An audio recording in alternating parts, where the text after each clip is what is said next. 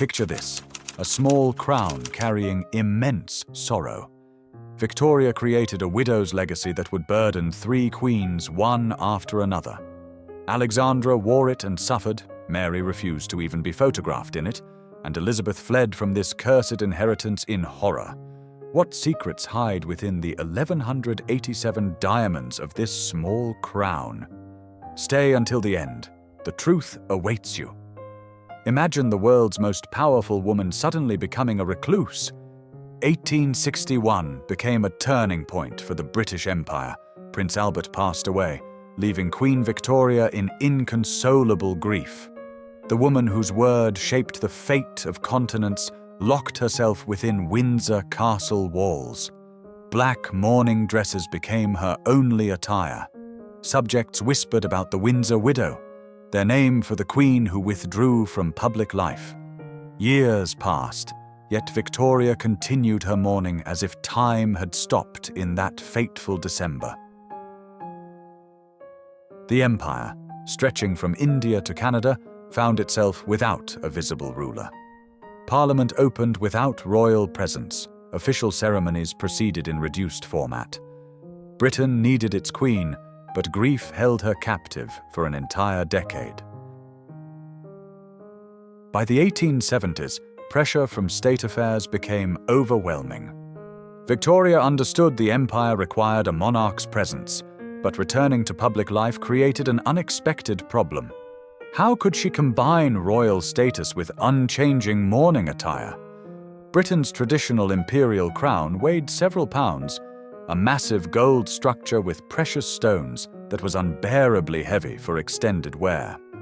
Moreover, this crown completely clashed with the mourning outfit of white lace veil and widow's cap that Victoria wore constantly. The Queen faced a unique dilemma in British monarchy history. She needed to appear regal while maintaining symbols of her grief. Existing royal regalia provided no solution for such combination. Never before had a ruling monarch remained in such prolonged mourning. The solution came through a revolutionary commission to the royal jewelers Garrard and Company. This firm had served the British Crown for generations, creating jewelry for the most ceremonial occasions. But the task Victoria set in 1870 was unprecedented. The requirement sounded paradoxical. Create a full royal crown that would be miniature enough to wear over mourning veils.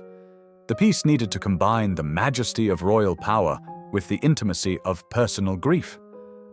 Garrard's masters accepted the challenge. They understood they were creating not just jewelry, but a new symbol of an era. The crown needed to reflect Victoria's transformation, from grieving widow to ruler, who learned to blend personal sorrow with state duties. When the silver base took shape in Garrard's workshops, it became clear that an artwork without equal in the royal collection was being born. The jewelers chose silver over traditional gold, striving for maximum lightness in construction. 1,187 diamonds of various cuts sparkled in the openwork setting. Classic and rose cuts created light play, transforming the miniature crown into a shining wonder. The total stone weight reached 132 carats, an impressive figure for such a compact piece. Each element's symbolism was planned to perfection. Maltese crosses alternated with heraldic lilies at the crown's base, following ancient traditions of British regalia. 2 perpendicular arches crowned a miniature orb, topped with another cross. The revolutionary dimensions amazed, diameter of only 9 centimeters with total weight of 160 grams. This was 10 times lighter than the traditional royal crown, yet looked equally majestic thanks to the cutter's and jeweler's mastery. On February 9, 1871, Britain witnessed a historic moment. At the Parliament opening ceremony, Queen Victoria appeared in a crown for the first time in a decade. But this wasn't the massive imperial crown. On her head sparkled Garrard's new creation. The effect exceeded all expectations. The miniature crown harmonized perfectly with mourning attire, creating an image of majestic grief. subjects saw their queen transformed. She remained faithful to Albert's memory, but returned to royal duties. The press enthusiastically described the monarch's new appearance. The crown became a symbol of reconciling personal grief with state obligation. In following years, Victoria wore her unique ornament to the empire's most important events. The Golden Jubilee of 1887 and Diamond Jubilee of 1897, both celebrations featured the small diamond crown on the Queen's head. The ornament became inseparable from her image, symbolizing a new era in British monarchy history. In 1880, Austrian portraitist Heinrich von Angeli received a royal commission that changed British monarchy iconography.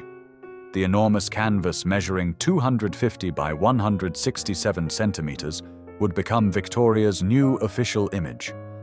The portrait amazed with its theatricality and symbolism. The Queen appeared full length before her throne, her black satin dress with white lace and ermine creating a majestic silhouette. The Order of the Garter's sash and star, signs of the Royal Victorian Order, completed the ceremonial outfit. But the main accent became the white lace veil with the small diamond crown attached. Angeli masterfully captured light play on diamond facets, transforming the modestly sized ornament into the composition's central element. The Queen enthusiastically followed the artist's work, recording her impressions in her diary. On March 9th, she noted the portrait was becoming beautiful, and by March 20th called it magnificent, especially praising the black satin dress rendering. Alongside the painted portrait, photographer Alexander Bassano created a revolutionary series of royal photographs. These became the first official images of a British monarch executed in the new technique. One bust portrait, where Victoria turns 3/4 toward the viewer, became the era's canonical image. Bassano also created unique photographs of the crown alone. These revealed the ornament's construction secrets. The crown remained permanently attached to the white lace veil, while an additional diamond circlet ensured secure fixation of the entire headdress. Behind the official ceremony's brilliance lay an astounding fact. The small diamond crown didn't belong to Britain's state jewels. This was Queen Victoria's personal ornament, purchased with her own funds and remaining her private property. Such situation was unique in British monarchy history. The crown that became an entire era's symbol legally differed nothing from any other jewelry piece in the Queen's personal collection. Victoria could dispose of it at will, gift, sell, or bequeath to heirs. This private property status reflected the Queen's special emotional connection with the ornament.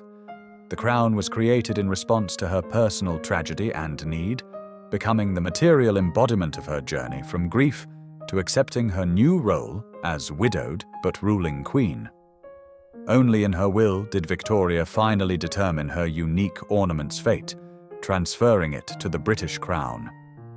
Thus, personal relic became part of the empire's state heritage. When Queen Victoria passed away in 1901, the small diamond crown was placed on her coffin at Osborne House.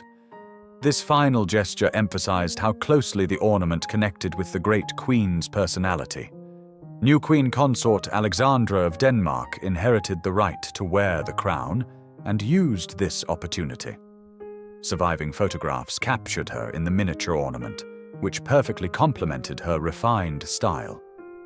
Alexandra wore the crown from 1901 to 1910, maintaining Victoria's established tradition.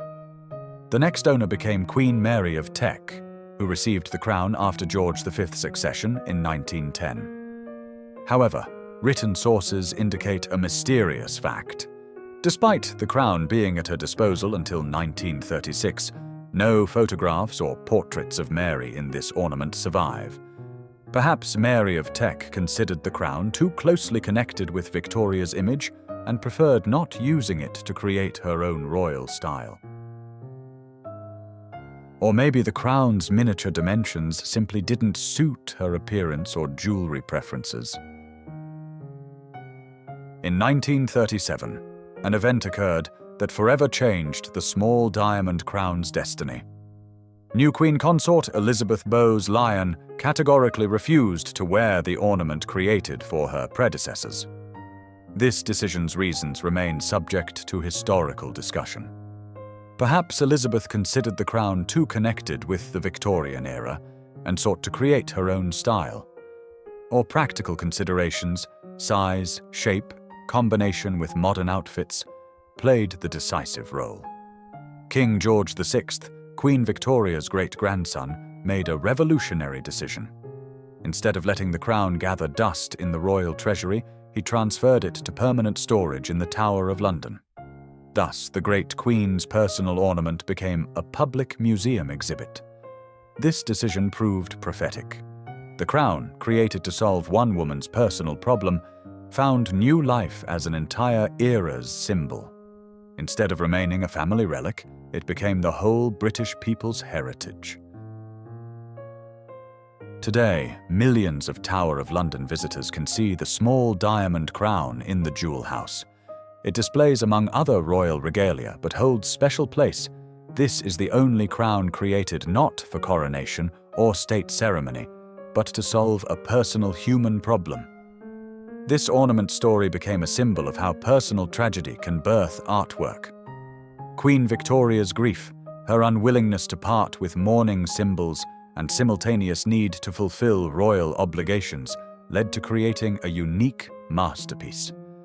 The small diamond crown's influence on jewelry art cannot be overstated. It proved royal ornaments could be graceful and light without losing majesty. The principle that bigger doesn't mean better was revolutionary for the massive gold regalia era. The crown also changed ideas about how royal persons can combine personal experiences with public obligations. Victoria showed one could remain faithful to lost love's memory while continuing to serve one's people. In today's world, where royal families strive to be closer to subjects, the small diamond crown story sounds especially relevant. It reminds us that behind regalia's brilliance stand living people with their joys and sorrows, dreams and losses. 1,187 diamonds continue sparkling in the Tower display case, telling visitors the amazing story of how grief transformed into beauty and personal need became historical heritage. Queen Victoria's small diamond crown remains living testimony that true art is born where human emotions meet masterful execution. There's the whole truth, no curses, only a story of remarkable love and human grief. The small crown became a symbol of how personal tragedy can birth true jewelry masterpiece. 1,187 diamonds tell not of revenge, but how a queen learned to blend beloved memory with state duty. Isn't it remarkable how history overturns our expectations? Rate this video if it surprised you. Subscribe to the channel. Many incredible stories about royal treasures lie ahead until we meet again.